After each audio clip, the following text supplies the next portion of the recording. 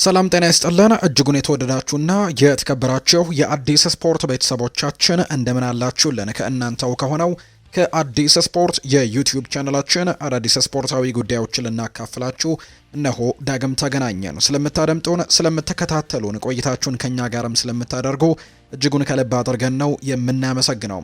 በዛሬ ፕሮግራማችን የተለያዩ ስፖርታዊ ጉዳዮችን ወደ እናንተ እያደረስን ቆይታን እናደርጋለን።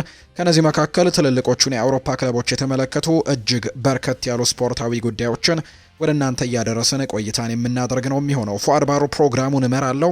ከአፍሪካ ዋንጫው ጋር አያይዘን የምናነሳቸው ጉዳዮች ይኖራሉ። ወደ ውጭ ሻገር እንልና ደግሞ ዩናይትድን፣ አርሰናልን፣ ቼልሲን፣ ሊቨርፑልን፣ ሪያል ማድሪድን፣ ባርሴሎና እና ሌሎችም የአውሮፓ ታላላቅ ክለቦችንም የምንመለከት ነው የሚሆነው። እስከ ፕሮግራማችን ፍጻሜ አብራችሁኝ ቆዩ። ከመሸጋገሪያ በኋላ በድጋሚ ተመልሰን እንገናኛለን። አብራችሁኝ ነው።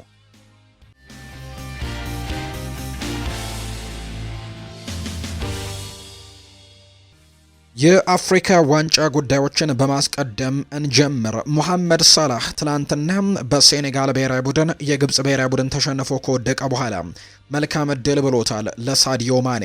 ሳላህ ከዓለማችን ምርጦች ተጫዋቾች መካከል አንደኛው ነው ያለው ደግሞ ሳዲዮ ማኔ ነው። በመርሲሳይዱ ክለብ ሊቨርፑል ደማቅ ታሪክን የጻፉት ሁለቱ ተጫዋቾች ሳዲዮ ማኔ እና ሙሐመድ ሳላህ በትላንትናው ዕለት በግማሽ ፍጻሜው ወደ ፍጻሜው ለማለፍም መገናኘታቸው ይታወሳል። ሴኔጋል በኮከባ ሳዲዮ ማኔ ጎልም ማሸነፋ ለፍጻሜ ስታልፍ የግብጽ ብሔራዊ ቡድን አምበል የሆነው ሳላ ለፍጻሜው መልካም እድል እመኝልሃለሁ ሲል ከጨዋታው በኋላ መልእክቱን አስተላልፎለታል። ሳዲዮ ማኔ በበኩሉ ለሳላ ያለውን አድናቆት ገልጿል። ሙሐመድ ሳላ ከዓለማችን ምርጥ ተጫዋቾች መካከል አንደኛው ነው ሲል ጭምር ነው የተናገረው። ማኔ አያይዞም በቀጣይ የውድድሩ ቆይታቸው መልካም ውጤት እንዲገጥማቸው ምኞቴ ነው በማለትም ጭምር ነው ሀሳቡን የሰጠው። የደረጃ ጨዋታ ያደርጋሉ የግብጽ ብሔራዊ ቡድን ከናይጄሪያ ብሔራዊ ቡድን ነው ጨዋታውን የሚያደርገው። በአንጻሩ የሴኔጋል ብሔራዊ ቡድን በፍጻሜው ከውድድሩ አዘጋጅ ሞሮኮ ጋር ለፍጻሜ እንደምትጫወት የሚታወቅ ጉዳይ ነው።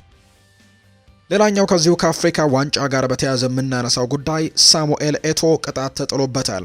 የካሜሮን እግር ኳስ ፌዴሬሽን ፕሬዝዳንት ሳሙኤል ኤቶ ካሜሮን በሞሮኮ ባደረገችው ጨዋታ ወቅትም ባሳየው ባህሪ ምክንያት ቅጣት ተጥሎበታል። ሳሙኤል ኤቶ በዕለቱ በጨዋታው ዳኝነት ተበሳጭቶ የካፍ ፕሬዝዳንት ፓትሪስ ሞትስፔን እና ሌሎች የፊፋ ከፍተኛ ኃላፊዎች ፊት ቁጣውን ሲገልጽ እንደነበር ነው የተነገረው። የካፍ ፕሬዝዳንት የሆኑት ፓትሪስ ሞትስፔ ሳሙኤል ኤቶን ይዘው እንዲረጋጋ ጥረት ሲያደርጉ እንደነበርም ጭምር ነው የታዩት። ይህንን ተከትሎ የካፍ ዲሲፕሊን ኮሚቴ ሳሙኤል ኤቶ ላሳየው ባህሪም የ4 ጨዋታ እገዳና $20,000 ቅጣት እንደጣለበት ጭምር ነው መረጃዎች የወጡት።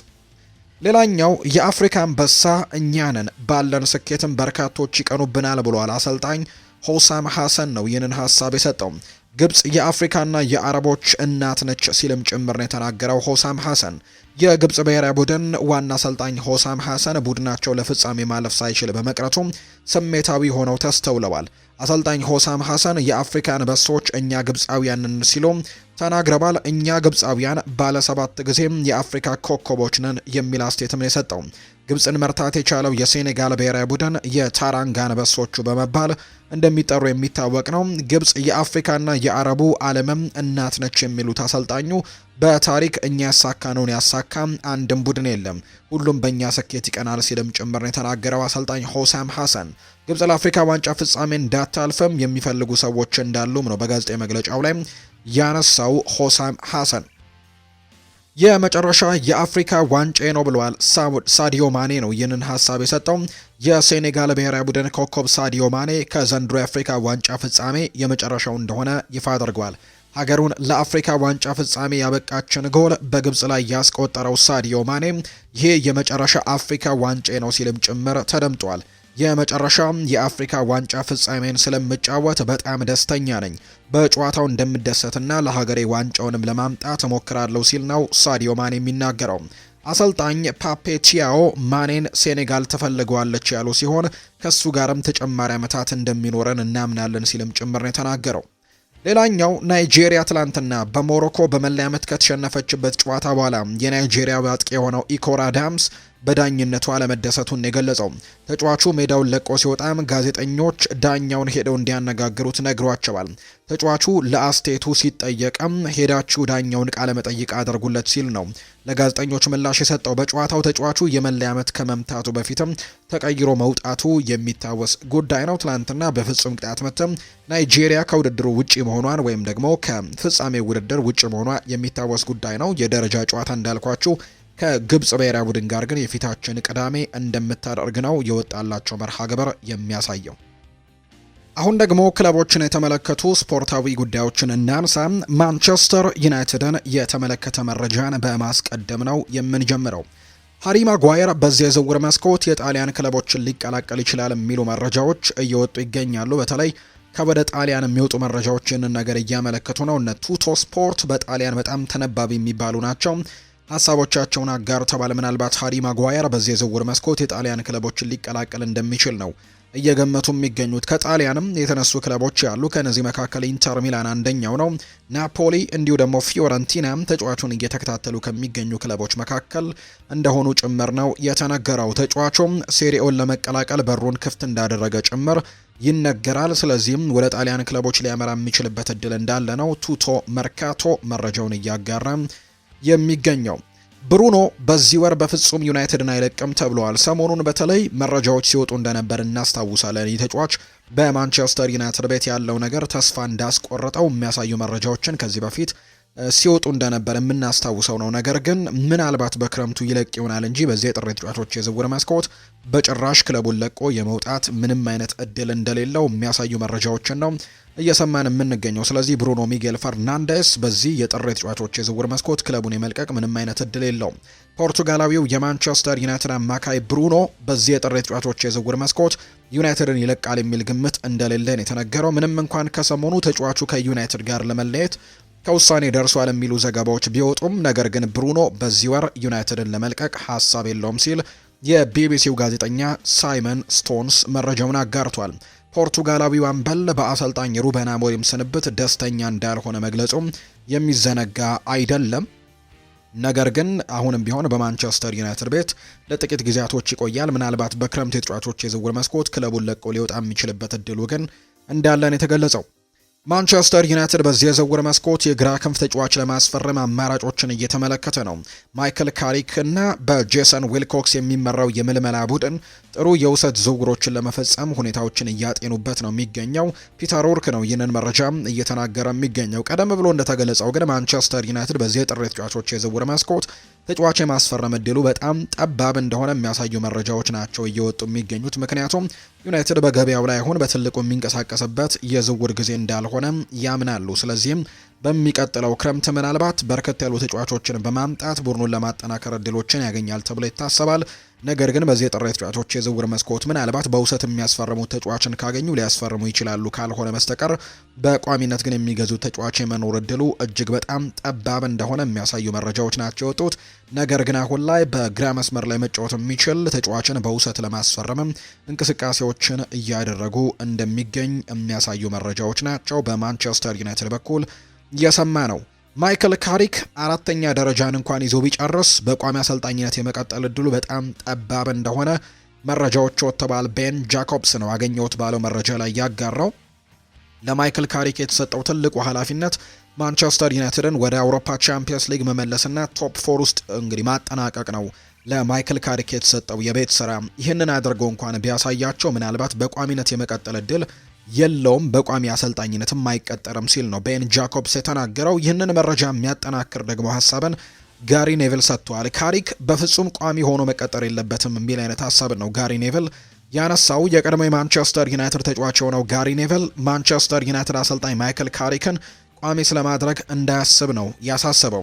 ማይክል ካሪክ እያንዳንዱን ጨዋታ ቢያሸንፍ እንኳን የቡድኑ ቋሚ አሰልጣኝ መሆን እንደሌለበት ነው ጋሪ ኔቭል የጠቆመው። ካሪክ ጥሩ እንደሚሰራ ተስፋ አለኝ ያለው ጋሪ ኔቭል በአመቱ መጨረሻ ቡድኑ ወደ ቻምፒየንስ ሊግ ከተመለሰ ልንደሰትና ቋሚ ይሁን ልንል እንችላለን ብለዋል። ነገር ግን ክለቡ ካሪክን ቋሚ ስለማድረግ ማሰብ በጭራሽ የለበትም፣ ይሄ ለሱም ለራሱም ለክለቡም ጥሩ ነገር ነው ሲል ነው ጨምሮ የተናገረው። አክሎም እስከ ውድድር አመቱ መጨረሻ እያንዳንዱን ጨዋታ ቢያሸንፍ እንኳን ክለቡ ማድረግ የለበትም ሲልም ጭምር የተናገረውና ምንም አይነት ውጤት ቢያመጣ ማይክል ካሪክ በዚህ ቡድን ውስጥ መቀጠል የለበትም ወይም በቋሚነት መቀጠል የለበትም። ይሄ ውሳኔ ለክለቡም ለደጋፊዎቹም ለአሰልጣኙም ጭምር በጣም ጥሩ ውሳኔ ይሆናል በቋሚነት አለመቀጠሉ ሲልም ጭምር ነው የቀድሞ ዩናይትድ ተጫዋች የነበረው ጋሪ ኔቨል የሚናገረው። ሰር ጂም ራትክሊፍ ከግሌዘር ቤተሰቦች ጋር ሊወያዩ ነው። ሰር ጂም ራትክሊፍ ከጆኤል እና አብርሃም ግሌዘር ጋር በካሪንግተን ውይይት ላይ ያደርጉ መሆናቸውን ዘ አትሌቲክ የተባለው የመረጃ ምንጭ ይፋ አድርጎታል። የስብሰባ ዋነኛ አጀንዳ ደግሞ የሩበን አሞሪም ስንብት፣ የማይክል ካሪክ ሹመትና የልምምድ ሜዳ ትጥቅ እንዲሁም የማሊያ እጅጌ ስፖንሰር አለመኖርን የተመለከተ እንደሚሆን ነው መረጃዎች የወጡት። ዘ አትሌቲክ ይህንን መረጃ ነው ያወጣው።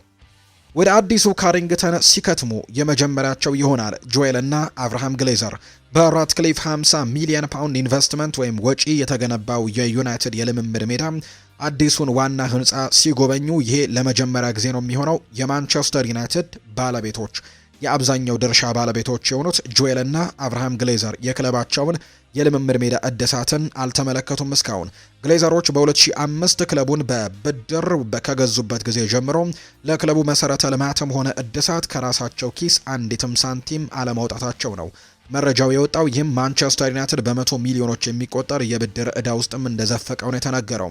ምንም እንኳን የስራ አስፈጻሚ ኮሚቴ ስብሰባዎች በአብዛኛው በየወሩ የሚካሄዱና የክለቡ ከፍተኛ ባለስልጣናት እንዲሁም የእግር ኳስ ዳይሬክተሮች የሚያሳትፉ ቢሆንም የሩበን አሞሪም ድንገተኛ ስንብትን ተከትሎ በዩናይትድ ውስጥ የተፈጠረው አለመረጋጋት ግን ለዚህኛው ስብሰባ ዋነኛው ምክንያት መሆኑን ነው ዘ አትሌቲክ የተባለው የመረጃ ምንጭ እየገለጸ የሚገኘው። አርሰናልን የተመለከቱ መረጃዎችን ደግሞ እናንሳ።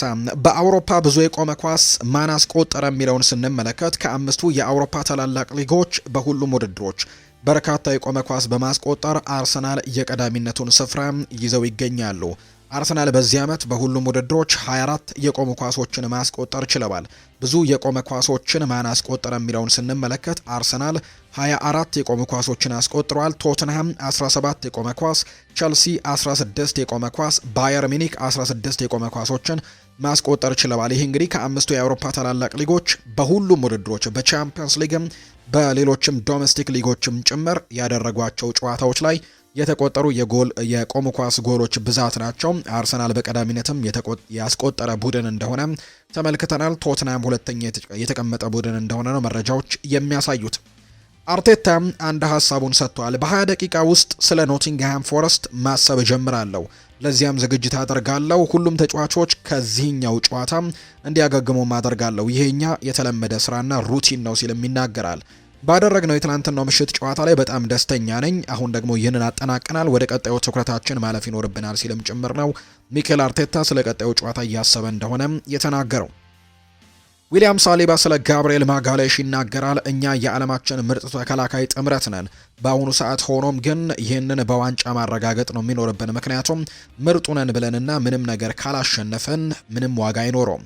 አሁን ላይ ዋንጫ ማሸነፍ ያለብን ጊዜ ላይ ነን።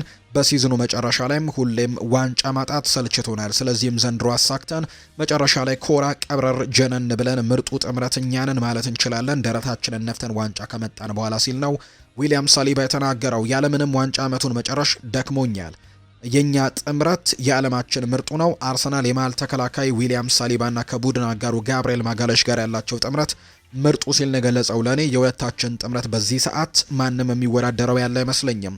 ይህ ጥምረት ግን በዋንጫ በመታጀብ ይኖርበታል ሲልም ነው የሚናገረው። ስለዚህም ሁላችንም ዋንጫ እንድናሸንፍ በሜዳ ላይ ያለንን ሁሉ መስጠት ይኖርብናል። ያለምንም ዋንጫ የውድድር ዓመቱን መጨረስ ግን በጣም ያደክማል ሲልም ነው የተናገረው። ስለዚህ በዚህ ዓመት 4 የዋንጫ ፉክክር ውስጥ አለንበት፣ እነሱን ለማሸነፍም መስራት ይኖርብናል ሲል ነው ዊሊያም ሳሊባ ሀሳቡን እየሰጠም የሚገኘው። ሊቨርፑልን የተመለከተ መረጃን እናንሳ። እንደ ጣሊያን ጋዜታ ዴሎ ስፖርት ዘገባ ከሆነ ፌዴሪኮ ኪየዛ ሊቨርፑልና ዩቬንቱስ ስምምነት ላይ እንዲደርሱ ለማገዝ በአመት 5 ሚሊዮን ፓውንድ በሳምንት ደግሞ 120,000 ፓውንድ የሚከፈለው ደሞዝን ለመቀነስ ፍቃደኛ መሆኑ ለዩቬንቱስ እንዳሳወቀ ነው መረጃዎች እየወጡ የሚገኙት። በሊቨርፑል ቤት እድሎችን በደንብ እያገኘ አይደለም። የሚፈልገውን ያክል የጨዋታ ደቂቃዎችን በሊቨርፑል ቤት ማግኘት ተስኖታልና ምናልባት ወደ ጣሊያን ወደ ለመደው ሊግ ሊያመራ የሚችልበት እድል ሰፊ ነው። ዩቬንቱስ ደግሞ በርከት ያሉ ጊዜያቶች የቆየበት ክለብ ነውና ወደ ዩቬንቱስ ማምራት እንደሚፈልግ የሚያሳዩ መረጃዎች ናቸው የወጡት። ስለዚህ ላጋዜታ ዴሎ ስፖርት እንዳወጣው መረጃ ከሆነ ኪያዛ ሁለቱ ከስምምነት ላይ እንዲደርሱም ደሞዙን ጭምር ለመቀነስም ስምምነት ላይ እንደደረሰ የሚያሳይ መረጃ ነው እየሰማን የምንገኘው። ሊቨርፑል በዚህ የዝውውር መስኮት ተጫዋቾችን ለማስፈረም ፍቃደኛ ባለመሆኑ ምክንያት ባለፈው ክረምት ከፍተኛ ወጪ ከተደረገ በኋላ የኤፍኤስጂ የሆነ በእድል ስምምነትም ካልተፈጠረ በስተቀር የክረምት ዝውውሮችን ይመርጣል። ጉዳቶችም እቅዶቹን አልተቀየሩም ሲልም ጭምር ነው መረጃዎች የወጡትና ሊቨርፑል በዚህ የዝውውር መስኮት ተጫዋቾችን ለማስፈረምም ፍቃደኛ ባለመሆኑ ምክንያት እንደሆነ ጭምር ነው ዘገባዎቹ የጠቆሙት። የሪያል ማድሪድ ጉዳዮችን ደግሞ እናንሳ። ለምን ስኳድ ሊስቱን አጠበብክ ተብሎ ተጠይቆ ነበር ትናንትና አልቫሮ አርቤሎዋ። ትናንትና በኮፓ ዴል ሬ ጨዋታ በአልባሴት የተሸነፈው ከውድድሩ ውጭ መሆናቸው ይታወሳል። ምላሹን ሰጥቷል። አርቤሎዋ ትክክለኛ ስኳድ ሊስት እንደሆነ እርግጠኛ ነበርኩኝ፣ እናም እንዲሁም ደግሞ እንደዚያ ነው ብዬ አምናለሁ። በጣም ጥሩ ቡድን ነበሩ፣ አሁንም ናቸው። አስታውሱ፣ ልዩ ተጫዋቾችን ያካተተ ልዩ ቡድን አለኝ። በአንድ ስልጠና ብቻ የጠየቅኩትን ሁሉ ማድረግም ለነሱ ቀላል አይደለም። በጣም አስፈላጊ ነገር ወደ ስራ እንዲገቡና በአካልና በስነ ምግባርም እንዲመለሱ ማድረግ ነው። ዝግጅታችንን መልሰን ማምጣት ያለብን ብዙ ተጫዋቾችም አሉን ሲልም ጭምር ነው አልቫሮ አርቤሎዋ ሀሳቡን የተናገረው። በዚህ ክለብ ብቻ አቻ ውጤት ሁሌም እንደ መጥፎ ነገር ተደርጎ ነው የሚቆጠረው። አሳዛኝ ነው የሚወሰደው። እናም እንደዚህ አይነት ሽንፈት ሲገጥምህ ደግሞ ነገሩ ይበሰብሃል። እርግጠኛ ነኝ ይህ ሽንፈት ደጋፊዎቹ እንደሚሰማቸው፣ በተለይም ዝቅተኛ ደረጃ ካለው ቡድን ጋር መሸነፍን በጣም ያማል። የትኛውን ቡድን መግጠም ምን ያክል ከባድ እንደሆነ እናውቅ ነበር። እናም ያንን ደግሞ ቀደም ሲል በታላቬራም አይተናል ሲልም ጭምር የተናገረው አርቤሎዋ። ሁዋንማ ሮድሪጌዝ ሻቪ አሎንዞ በፍሎሬንቲኖ ፔሬዝ እንዳልተበደለ ነው የሚናገረው። ሻቪ አሎንዞ ተጠያቂ ላለማድረግ የሚሞክሩ ሰዎች አሉ፣ ከዛም አልፈው በፍሎሬንቲኖ ፔሬዝ ጫና ተደርጎበታል ይላሉ። ነገር ግን ይህ ተቀባይነት የሌለው ተራ ምክንያት ነው። እውነታው አሰልጣኙ ራሱ በቡድኑ እውነተኛ አደጋ ነበር። ምክንያቱም ለሱ ጋር የነበረው ቡድንም በአካል ብቃትም በጣም ደካማ ነበር፣ በመሃል ሜዳ ደካማ ነበር። እናም ወጣት ተጫዋቾችም ሳይቀሩ ደክመዋል። ይህ የቶማስ ሬስኒሮ ወይም የአልፍሬዶ ዱሮ ጥፋት አይደለም። ነገር ግን ከሻቪ አሎንዞ ጋርም የነበረው የአካል ብቃት እንቅስቃሴ የራሱ ደካማ አስተዳደር ውጤት ነው። ፒንቶስ ባለፉት ዓመታት ያደረገው ነገር ግልጽና ብዙ ነገሮችን ያሟላ ነበር። ከሻቪ ጋር የነበረው የአካል ብቃት እንቅስቃሴ ደካማ ነበር። እናም ቡድኑ በአካልና በአእምሮም ተሰብሯል። ተጫዋቾቹ ጥሩ እንዳልሆኑ ተሰምቷቸዋል። ይህ ደግሞ እውነተኛ ስሜታቸው ነው። ሆኖም ግን ይሄ ቡድን በትክክል ከተመራ ሊጉንና ሌሎችንም ዋንጫዎች ማሸነፍ ይችላል። ችግሩ ከቪኒሲዮስ ጁኒየር ወይም ከኤምባፔ ጋር አይደለም፣ እንዲሁም ከሌሎችም ተጫዋቾች አይደለም። ኃላፊነቱ የሻቪ አሎንዞና በዝግጅትና በስልጠና ላይ ባደረጋቸው የማይጠቅሙ ውሳኔዎች ላይ ነው። በተለይም ቡድኑ በዝግጅት ደረጃ በጣም ደካማ ነበር። ቡድኑ ደካማ በሆነ መልኩ ማጥቃት የበለጠ መከላከል አይችልም። አካላዊ ገጽታውም ደካማ ነው። እናም ተጫዋቾች በዓለም ላይ በጣም መጥፎ እንደሆኑ ይሰማቸዋል። በመጨረሻም ይህ ሁሉ ውድቀትም የሻቪ አሎንዞ ጥፋት ብቻ ነው ሲልም ጭምር የተናገረው። ሌላኛው የኤል ቼሬንጊቶ ጋዜጠኛ የሆነው ጆሴፍ ፔድሮልም ይናገራል። ትክክለኛው ስህተት አርቤሎዋን መሾም ሳይሆን ሻቪ አሎንዞ ጋር ተጣብቆ እስካሁን መጓዝ ነበር። ይህ ሽንፈት፣ የትላንትናው ሽንፈት መጥፎ ምዕራፍ ጅማሮ የራሱ ስራ ውጤት እንጂ የአርቤሎዋ ስራ ውጤት አይደለም። የሻቪ ቡድን በአካል ብቃት የደከመ ነበር። እናም ተጫዋቾችን በአካል ብቃት ለማሻሻል የተወሰነ ጊዜ መጠበቅ አለብን። አርቤሎዋ መገምገም ካለበትም ከ15 እስከ 20 ቀን ቡድኑ በተመሳሳይ ውጤት ማሽቆልቆልና የአካል ብቃት ዝግጅት ማነስ ከቀጠለ ብቻ ነው ብሏል። ይቀጥልና የሻቪ አሎንዞ ስራ ያስከተለው መጥፎ ምዕራፍም ከዚህ በኋላ ያበቃል ሲል የተናገረው። ይሄ ውድቀት ምዕራፍ የጀመረው በክለቦች የዓለም ዋንጫ ሲሆን አንዳንዶች ለማሸነፍ የሚደረገው ውድድር ሳይሆን ዘና የሚያደርገው ጉዞ የቡድን ዝግጅት የሚደረግበት ውድድር እንደሆነ በኩራት ሲናገሩ ነበር። ከዚያም ውድድር ከተባረረ በኋላ አሁን ደግሞ የሱፐር ካፕ ሽንፈት ተከሰተ። ከዚያም ከንጉሱ ዋንጫ መውጣት ተከተለ። 3 ውድድሮች ያልፈዋል። ሪያል ማድሪድ ሁሉንም ነገር አጥቷል። አሁን ግን ግልጽ ነው በሊጉና በቻምፒየንስ ሊጉ መመለስና ይህ መመለስም ደግሞ በአዲስ ምዕራፍም በአዲስ ቡድንም ይጀመራል ሲልም ጭምር ነው የተናገረው የኤል ቼሬንጊቶ ጋዜጠኛ። ሌላኛው ቶማስ ሮንሴሮ በቁጭት የተናገረው ነው። ሉካ ሞድሪችን አስወጥቷል። ምስኪን ሰው ነው። የዓለም ዋንጫን ከክሮኤሽያ ጋር እስኪያደርግም በሚወደው ክለብም ለ1 ዓመት ለመቀየት ለምኖታል። ነገር ግን ስሙን ባልጠራም በስፖርት ውስጥ ያለ አንድ ሰው አይሆንም አለ። ምክንያቱም እሱም 40 ዓመቱ ነው አለ። እኛም በአርዳ ጉሌር እንዲሁ ደግሞ በሌሎች ተጫዋቾችም ተማመኑ ሲል ነገረን ሲል ነው የተናገረው ቶማስ ሮስኔሮ በቁጭት ሲናገር። ሻቪ አሎንዞ አመራሩ እንዲያስፈርምለት ከጠየቃቸው ተጫዋቾች መካከል አንደኛውና ቀዳሚው ተጫዋች ማርቲን ዙቤሜንዲ ነበር። ነገር ግን ፍሎሬንቲኖ ፔሬዝ ጥያቄውን በማጣጣል ወደ ሌላ ኦፕሽን ሄዷል። ዙቤሜንዲ በካራባው ካፕ ትላንትና ምሽትም ጎል አስቆጥሮ ቡድኑን ወደ ፍጻሜ እንዲያመራ መንገድን ከፍቷል። ኤል ቼሬንጊቶ ያወጣው መረጃ። ፊፋ በርካታ የትኬት ጥያቄዎች ቀረበለት። የዓለም እግር ኳስ የበላይ ፊፋ ለ2026 ዓለም ዋንጫ ውድድር ከ500 ሚሊዮን በላይ የትኬት ጥያቄ እንደቀረበለት ይፋ ተደርጓል። ፊፋ የትኬት ጥያቄ የቀረበለት ለደጋፊዎች ለ1 ወር ያክል ክፍት በነበረም የማመልከቻ መተግበሪያ ላይ ነው። በመተግበሪያው በፊፋ 211 አባል ሀገራት ውስጥ ከሚኖሩ ደጋፊዎች ማመልከቻ መግባቱን የተነገረው በውድድሩ አዘጋጅ ሀገራት የሚኖሩት ደጋፊዎች በርካታ የትኬት ጥያቄ ማቅረባቸው ተነግሯል። ለየትኞቹ ጨዋታዎች ከፍተኛ ትኬት ተጠየቀ የሚለውን ስንመለከት በርካታ ደጋፊዎች ለመመልከት ጥያቄ ያቀረቡት ጨዋታ የፖርቱጋልና የኮሎምቢያ ጨዋታ መሆኑን ፊፋ ይፋ አድርጎታል። ከዛ በመቀጠል ሜክሲኮ ከደቡብ ኮሪያ፣ የዓለም ዋንጫ የፍጻሜ ጨዋታ፣ የመክፈቻው ጨዋታ ሜክሲኮ ከደቡብ አፍሪካ፣ የጥሎ ማለፍ ጨዋታ ቶሮንቶ ላይ ምናልባትም ፖርቱጋል ወይም ከኮሎምቢያ ከእንግሊዝ ምድብ ሁለተኛው ጋርም የሚያደርጉት ጨዋታ በርካታ ጥያቄዎች ቀርበውበታል። ፊፋ ትኬት ያገኙ ደጋፊዎች በእድል መርጦ እንደሚሰጥም ጭምር ነው ይፋ ያደረገው። የተወደዳችሁና የተከበራችሁ ቤተሰቦቻችን ለዛሬ ያዝንላችሁ አዳዲስ ስፖርታዊ ጉዳዮቻችን እነዚህን ነው የሚመስሉት። ስላደመጣችሁን፣ ስለተከታተላችሁን፣ ቆይታችሁን ከኛ ጋርም ስላደረጋችሁ እጅጉን ከልብ አድርገን ነው የምናመሰግነው። ፉአድ ባህሩ የዛሬውን ፕሮግራም እየመራው ከእናንተ ጋር ቆይታን አድርጌያለሁ። በቀጣይ ፕሮግራሞቻችን ሌሎች አዳዲስ ስፖርታዊ ጉዳዮችን፣ ሌሎች አዳዲስ መረጃዎችን አካተን በድጋሚ ተመልሰን የምንገናኝ ይሆናል። ስላደመጣችሁኝ፣ ስለተከታተላችሁኝ ቆይታችሁም ከኛ ጋር ስለነበር ከልብ አድርገን አመሰገንን። መልካም ጊዜ፣ መልካም ቀን እንዲሆንላችሁ ጭምር ነው በአክብሮት የምመኘው።